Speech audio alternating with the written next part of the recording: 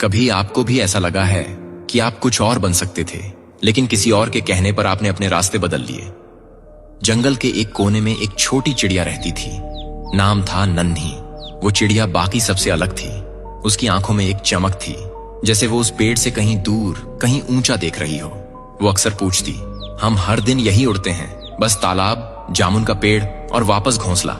क्या जंगल के बाहर कुछ नहीं है? उसके झुंड की बुजुर्ग चिड़िया बोली, बाहर की दुनिया आसान नहीं है नन्ही।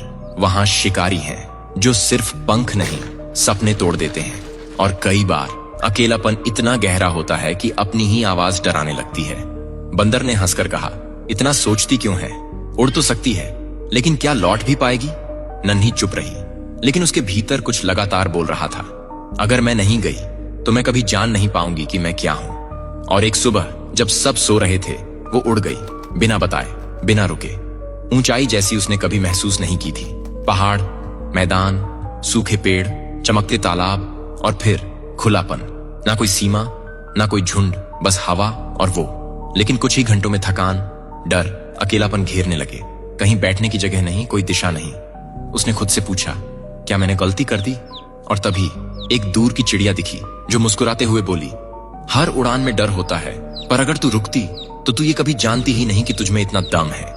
नन्ही लौट आई, लेकिन वो वैसी नहीं थी जैसी गई थी। उसके पंखों में अब उड़ान से ज्यादा विश्वास था। उसने बाकियों को वो दुनिया दिखाई जो किसी ने देखी ही नहीं थी। हम सभी उस नन्ही चिड़िया की तरह हैं। हमारे अंदर कुछ और बनने की चाह होती है, कुछ और देखने की, कुछ नया करने की। लेकिन हमारा झुंड यानी समाज, परिवार, दोस्त अक्सर हमें सुरक्षा के नाम पर रोकता है। और ये रोक बुरी नहीं होती, लेकिन अगर हम कभी उड़ान ही न भरें तो हम कभी जान ही नहीं पाएंगे कि हम उड़ सकते थे। जो डर से बाहर निकलता है वही असली दुनिया देखता है, और जो लौटता है वो सिर्फ अपने लिए नहीं, बल्कि सबको नई सोच देने के लिए लौटता है।